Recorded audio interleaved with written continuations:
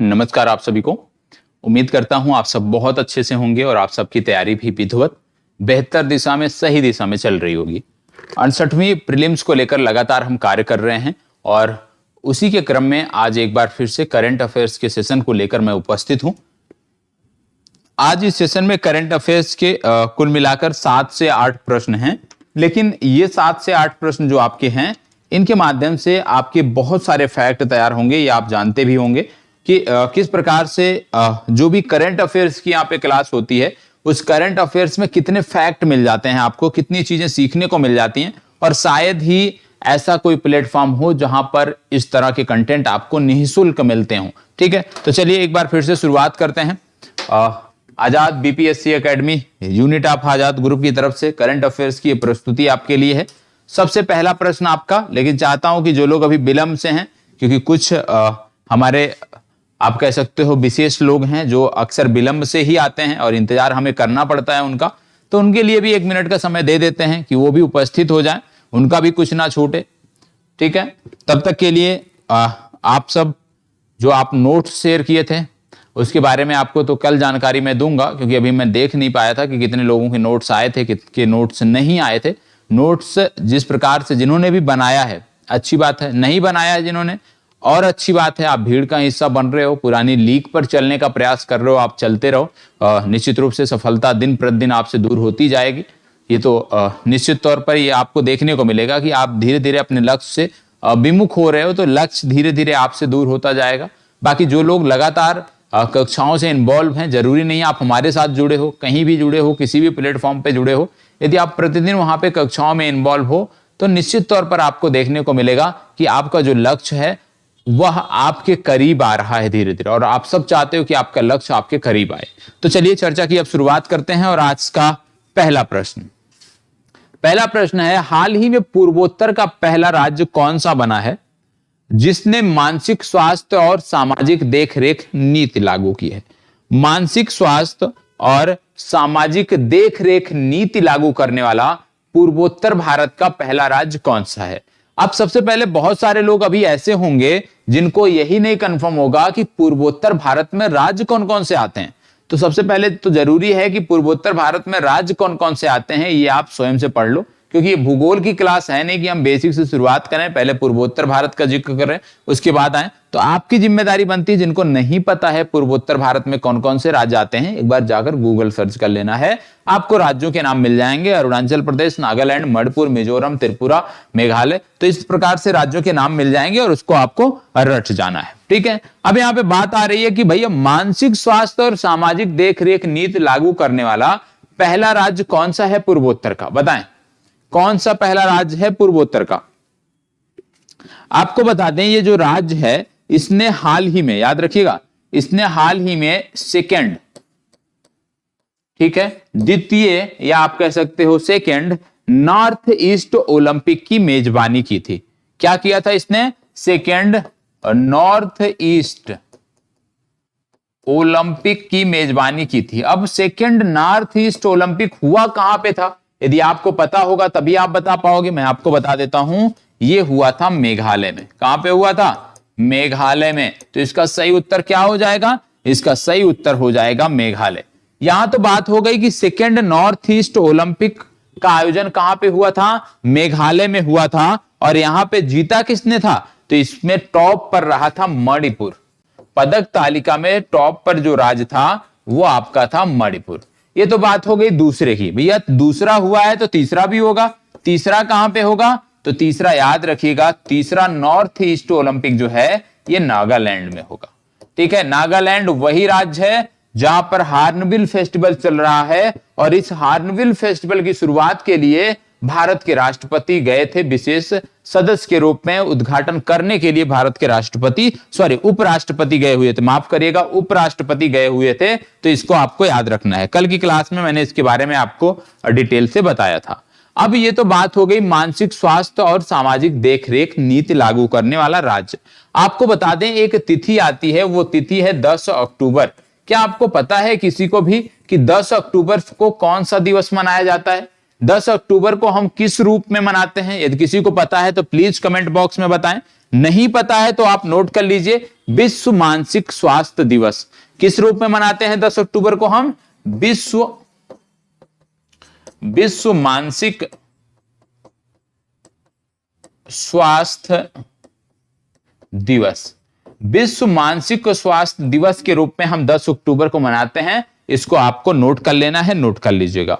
आपको पता होगी, बात हो रही है मेघालय की। पिछले दिनों मैंने आपको बताया था कि मेघालय में एक गुफा थी जिसका नाम था मामलुक गुफा। यदि आप नोट्स पलटेंगे और मेघालय वाले पेज पे जाएंगे तो आपको देखने को मिल जाएगा मामलुक गुफा। और ये पूछा जा सकता है कि भैया मामलुक गुफा जो है ये कहां पे है, क्योंकि इसको IUGS साइट्स घोषित किया गया था, तो ये अपने आप में महत्वपूर्ण है। मामलुक गुफा कहां पे है ये आपके लिए महत्वपूर्ण है। आपको पता होगा अभी हाल ही में भारत में कुछ जियो हेरिटेज साइट घोषित किए गए। अभी हाल ही में भारत में कुछ जियो हेरिटेज साइट्स घोषित किए गए हैं और इसमें 2 आते हैं। ठीक है, तो जियो हेरिटेज साइट्स के अंतर्गत वो 2 स्थान कौन कौन से हैं? तो याद रखिएगा, एक स्थान है मामले इसलिए मैं बता रहा हूं क्योंकि मामलुक हमने पढ़ा है और मामलुक और मामले में कंफ्यूजन ना हो इसलिए जरूरी है। पहला है मामले, और मामले है कहां पे? मामले है सिक्किम राज्य में। ठीक है, दूसरा स्थान कौन सा है? मैं बात करूं तो दूसरा स्थान पड़ता है आपका हिमाचल प्रदेश में, और हिमाचल प्रदेश में जो यह स्थान है इसका नाम है शिवालिक फॉसिल पार्क। क्या नाम है? Shivalik fossil park. तो याद रखिएगा, Shivalik fossil park Shivalik fossil park Himachal Pradesh और मामले सिक्किम को जियो हेरिटेज साइट्स के अंतर्गत इसकी सूची के अंतर जोड़ा गया था। आप हमेशा याद रखिएगा कि मामले और मामलुक में कंफ्यूजन ना हो पाए। मामलुक की बात करें तो ये आपको देखने को मिलेगा मेघालय में एक गुफा है। यदि मामले की बात करोगे तो मामले आपको सिक्किम में देखने को मिलेगा। इसमें आप स्पष्ट रहिएगा, कोई कमी इसमें नहीं होनी चाहिए। इसके बाद यदि मैं बात करूं तो इसमें कुछ चीजें और आप देख सकते हो। जैसे मेघालय के बारे में आप जानते हो कि सर्वाधिक वर्षा प्राप्त करने वाला जो स्थान है वो इसी राज्य में देखने को मिलता है। ये आपका होमवर्क है कि आप हमें बताओगे। आपसे मैं एक प्रश्न पूछ रहा हूं आज के होमवर्क में कि मेघालय का राजकीय पशु क्या है, ये आप बताओगे। मेघालय का राजकीय पशु क्या है ये आप हमें कमेंट बॉक्स में बताओगे। ठीक है, चलिए बढ़ते हैं आगे। हाल ही में चर्चा में रहा सेहान करुणा तिलका का संबंध किस देश से है? सेहान करुणा तिलका का संबंध किस देश से है आपको बताना है। चलिए बताइए भैया, सेहान करुणा तिलका का संबंध किस देश से है? चलिए सभी को बताना है, फास्ट जवाब दीजिएगा।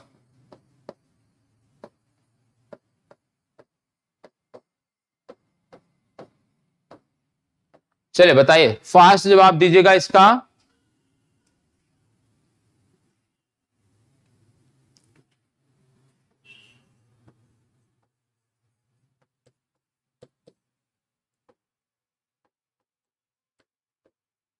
चलिए, यहां पे मैंने पूछा सेहान करुणा तिलका।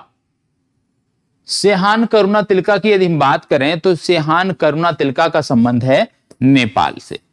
अब सेहान करुणा तिलका करंट में चर्चा में है, समसामयिक संदर्भों में चर्चा में है, तो निश्चित रूप से कुछ महत्वपूर्ण शख्सियत होंगे। अब यदि बात करें सेहान करुणा तिलका चर्चा में क्यों है, तो इनकी एक रचना है जिसका नाम है the 7 moon of Maali Almeida. क्या नाम है? The 7 moon of Maali Almeida. और the 7 moon of Maali Almeida के लिए इनको बुकर प्राइज दिया गया है। क्या मिला है इनको बुकर प्राइज मिला है। तो याद रखिएगा, बुकर प्राइज इनको मिला है हाल ही में, तो इनको याद रखना है। बुकर प्राइज किसको मिला है? सेहान करुणा तिलका, और ये श्रीलंका के हैं। इनकी रचना थी the 7 moon of Maali Almeida. ये आपको याद रखने की जरूरत है। यहां पे आप देख रहे होंगे कि विकल्प में मालदीव भी दिया हुआ है, श्रीलंका भी दिया हुआ है। तो आइए इनसे जुड़ा कुछ देख लेते हैं। श्रीलंका, मालदीव और इसमें भारत को यदि आप जोड़ दो तो एक हमारा एक्सरसाइज होता है जिसका नाम है दोस्ती। तो दोस्ती सैन्य अभ्यास जो है ये भारत, श्रीलंका और मालदीव तीनों मिलकर करते हैं, ये आपको पता होना चाहिए। यदि आपसे पूछ लिया जाए भारत और मालदीव के बीच कौन सा सैन्य अभ्यास होता है, तो नाम आपको पता होगा इक्वाबेरिन। इक्वाबेरिन नामक जो सैन्य अभ्यास है ये भारत और मालदीव के बीच होता है, ये आपको पता होना चाहिए। इसके साथ साथ यदि मैं बात करूं कुछ अन्य तथ्यों की मैं बात करूं तो आपको पता होना चाहिए, इसमें आप नोट कर सकते हो कि अभी हाल ही में मालदीव में भारत सरकार ने निवेश किया है और कितना, $100 मिलियन इनको दिया है, $100 मिलियन दिया है, यह आपको पता होना चाहिए। और जब बात हो रही है यहां पे मालदीव की, तो मालदीव से हमारे जो संबंध हैं वो लगातार बेहतर हो रहे हैं, यह आपको पता होना चाहिए। और यहां पे एक स्थान है जिसका नाम है उथहुरू, ठीक है, क्या नाम है, UTHURU, ठीक है, याद रखिएगा यह स्थान। इसका पूरा नाम यदि मैं बात करूं तो उथयुरू थीला THILA, उथहिरू थीला, और आगे है फलहू FALHU। और ये जो स्थान है उथहिरू थीला फलहू, ये भारत का नेवल बेस बनेगा। एक द्वीप था जिसको मालदीव ने भारत को दिया है नेवल बेस बनाने के लिए, तो भारत का मालदीव में नेवल बेस बन रहा है और वो इस द्वीप पर बन रहा है, ये आपको पता होना चाहिए, ठीक है। तो इतनी जानकारी मालदीव के लिए। हालांकि आप जानते होंगे मालदीव की जब हम बात करते हैं तो मालदीव भारत से आप कह सकते हो किस रेखा द्वारा अलग होता है, ये आपको बताना है कमेंट बॉक्स में, ये आपका होमवर्क नंबर 2 है। चलो इसको बताओ क्या बोला जा रहा है। यहां पे बोला जा रहा है धन्यूरी नामक चांद मिशन किस देश का है। चलिए बोलेगा, धन्यूरी नामक चांद मिशन किस देश का है, आपको बताना है।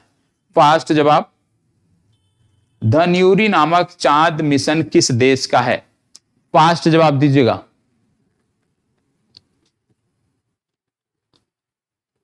धन्यूरी नामक चांद मिशन किस देश का है, यह आपको कमेंट में बताना है, फास्ट जवाब दीजिएगा।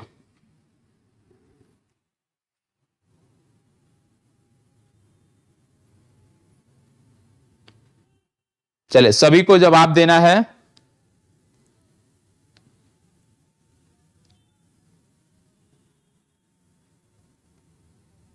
धन्यूरी नामक चांद मिशन किस देश का है। देखो 4 विकल्प आपके दिए हैं, कौन कौन से, उत्तर कोरिया, दक्षिण कोरिया, सऊदी अरब, UAE। तो आपको बता दें ये जो चांद मिशन है ये है दक्षिण कोरिया का, ठीक है। किसका मिशन है, दक्षिण कोरिया का। इसको आपको नोट कर लेना है, याद रखना है कि धन्यूरी नामक जो मिशन है ये दक्षिण कोरिया का चांद मिशन है। दक्षिण कोरिया की यदि हम बात करें तो आप जानते हैं दक्षिण कोरिया एशिया का पहला देश बना था, किस संदर्भ में, एशिया का पहला देश बना था दक्षिण कोरिया जिसने नाटो के साइबर डिफेंस यूनिट को ज्वाइन किया था। एशिया का पहला देश है दक्षिण कोरिया जिसने नाटो के साइबर डिफेंस यूनिट को ज्वाइन किया है। नाटो की यदि हम बात करें, नॉर्थ अटलांटिक ट्रीटी ऑर्गेनाइजेशन इसका फुल फॉर्म होता है। इसकी यह एक प्रकार का सैन्य गठबंधन था, लेकिन बदलते परिदृश्य में वर्तमान समय में इसकी जो भूमिका है वो बदलती हुई देखने को मिल रही है। सिर्फ आपको इतना याद रखने की जरूरत है। दक्षिण कोरिया की बात करें तो इनका एक शहर है जिसका नाम है गैंगवान। गैंगवान शहर इसलिए याद रखना है क्योंकि 2024 का, याद रखिएगा, दक्षिण कोरिया के गैंगवान शहर में 2024 का यूथ विंटर ओलंपिक खेला जाएगा। क्या, यूथ विंटर ओलंपिक, ठीक है। यदि आपसे पूछ लिया जाए कि यूथ समर ओलंपिक अगला कहां पे होगा, तो याद रखना है यूथ समर ओलंपिक 2026 में जो है ये सेनेगल में होगा, ठीक है। सेनेगल की राजधानी डकार में होगा, ठीक है, ये आपको याद रखना है। तो यूथ समर ओलंपिक कहां पे होगा, यूथ विंटर ओलंपिक कहां पे होगा, दोनों आपको याद रखने की जरूरत है। दक्षिण कोरिया के संदर्भ में ये बहुत ही महत्वपूर्ण फैक्ट थे। चलिए आगे बढ़ते हैं, इसको बताओ, हाल ही में किस देश ने रक्षा मंत्री राजनाथ सिंह को तेजस नामक घोड़ा भेंट किया है। किस देश ने रक्षा मंत्री राजनाथ सिंह को तेजस नामक घोड़ा भेंट किया है, आपको बताना है। चलिए बताइएगा। 4 विकल्प यहां भी दिए हैं, 5वां विकल्प भी यहां पे है, सभी प्रश्नों में रहता है। यहां पे मंगोलिया, सऊदी अरब, ईरान, थाईलैंड। बताना है किस देश ने राजनाथ सिंह को जो है ये गिफ्ट किया है, तेजस नामक घोड़ा दिया है, बताएं। चलिए फास्ट बताइएगा। आपको बता दें हिंट के तौर पे कि ये जो देश है इसके साथ हम एक सैन्य अभ्यास करते हैं जिसका नाम है नोमैडिक एलिफेंट। क्या नाम है? Nomadic elephant. इस देश के साथ हम नोमैडिक एलिफेंट नामक सैन्य अभ्यास करते हैं। और जब सैन्य अभ्यास की बात होती है, मैंने कई बार आपको इस सैन्य अभ्यास के बारे में बताया है, नोमैडिक एलिफेंट सैन्य अभ्यास के बारे में बताया है। तो आज मैं चाहता हूं कि आज आपका प्रश्न जो है वो गलत ना हो। बताएं नोमैडिक एलिफेंट कहां से हम किसके साथ करते हैं? यदि इतना ना पता हो तो मैं आपको बता देता हूं। एक व्यक्ति था जिसका नाम था चंगेज खां। चंगेज खां का यह देश है, और चंगेज खां की जब बात करते हैं तो बात आती है मंगोलिया की। तो इसका सही उत्तर है ए विकल्प, मंगोलिया। मंगोलिया ने रक्षा मंत्री राजनाथ सिंह को तेजस नामक घोड़ा जो है वो भेंट किया है। हाल ही में किस देश द्वारा एक्यूलेस नामक मिशन किया गया है? एक्यूलेस नामक मिशन किस देश द्वारा किया गया है, आपको बताना है। 4 विकल्प यहां भी आपके सामने हैं। इन 4 विकल्पों में से आपको अपने उत्तर का चुनाव करना है। बताइएगा एक्यूलेस नामक मिशन किसके द्वारा किया गया है? चलिए फास्ट जवाब दीजिएगा।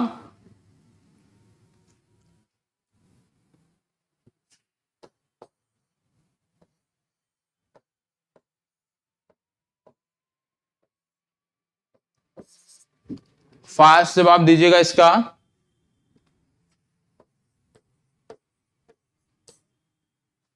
देखो यहां पे बोला जा रहा है इक्विलस नामक मिशन किसके द्वारा किया गया है। आपको बता दें इक्विलस नामक मिशन जाक्सा द्वारा किया गया है। और जाक्सा की बात करें तो जाक्सा जो है ये जापान की अंतरिक्ष कंपनी है। ठीक है, जापान की स्पेस कंपनी है जाक्सा। तो इसका सही उत्तर हो जाएगा बी विकल्प, जापान। आपको पता होगा रियुगु और बेन्नु नामक 2 क्षुद्रग्रह चर्चा में थे, जिनमें रियुगु क्षुद्रग्रह की यदि हम बात करें, इसके लिए जापान ने एक मिशन किया था जिसका नाम था हायाबुसा मिशन। ठीक है, यहां पे मिट्टी और अन्य चीजों के नमूने लाने के लिए।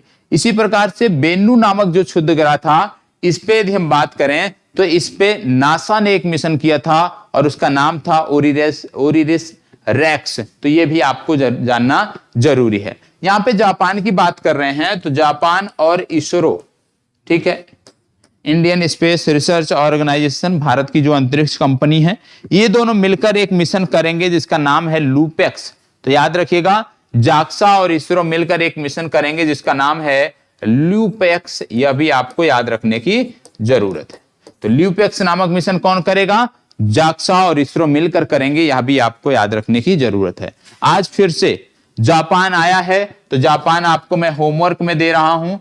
अब जापान के बारे में जैसे मैंने बोला, कई बार मैंने बोला है कि इसके जो शहर हैं वो महत्वपूर्ण हैं।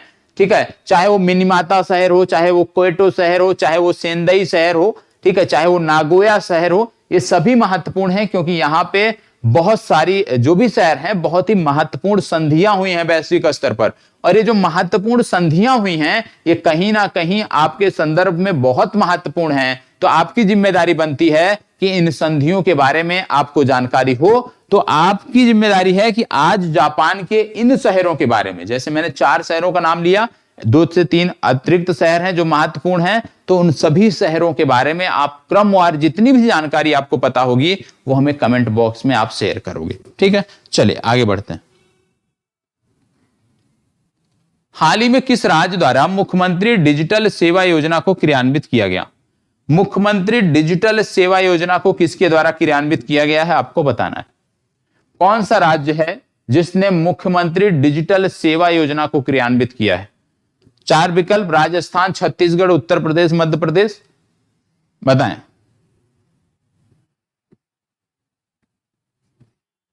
चलिए जवाब दीजिएगा।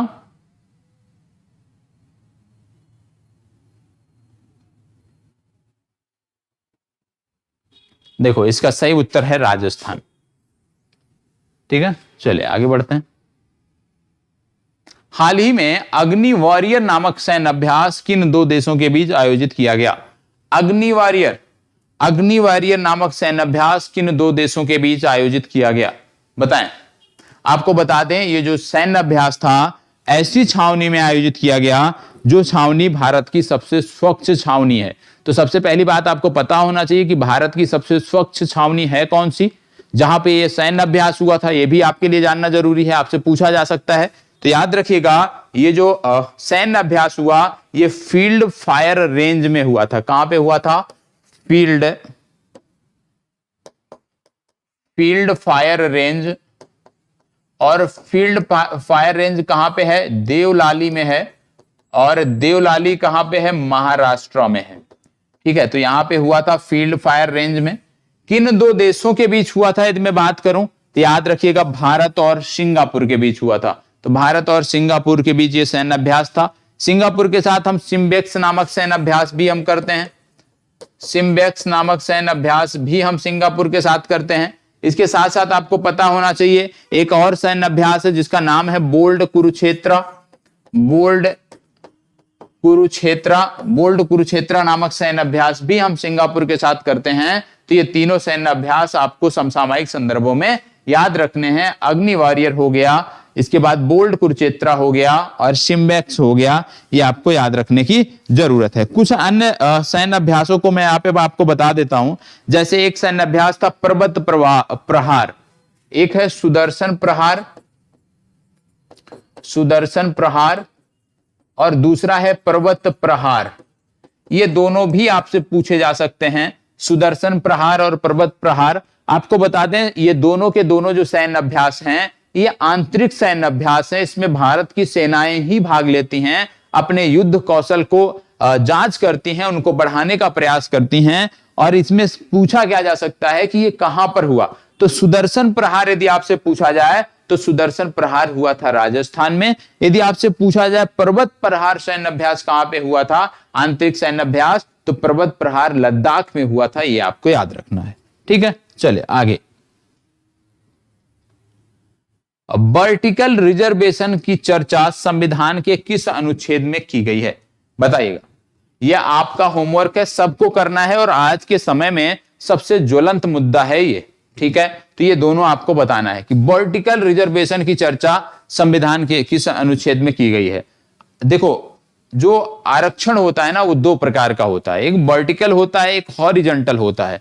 तो दोनों आपको बताना है कमेंट बॉक्स में कि हॉरिजॉन्टल जो रिजर्वेशन है उसकी चर्चा कहां पे हुई है और जो वर्टिकल रिजर्वेशन है उसकी चर्चा संविधान के किस अनुच्छेद में हुई है, ये आपको बताना है। दोनों जवाब आपको इन्हीं अनुच्छेदों में मिल जाएंगे। ये 4 अनुच्छेद यहाँ पे दिए हुए हैं, इन्हीं में आपको अपना जवाब मिल जाएगा। लेकिन एक बार ईमानदारी के साथ इसको जाकर देखिएगा, क्योंकि आप जान रहे हो वर्तमान समय में यदि हम बात करें तो आरक्षण एक बड़ा मुद्दा है और लगातार कहीं ना कहीं किसी ना किसी राज्य के संदर्भ में ये मुद्दा हमेशा चर्चा में रहता है, वर्ष भर चर्चा में रहता है, लगातार इस पर बात होती है। तो प्लीज इन दोनों को देख लीजिएगा कि वर्टिकल रिजर्वेशन और हॉरिजॉन्टल रिजर्वेशन किस अनुच्छेद के अंतर्गत आते हैं।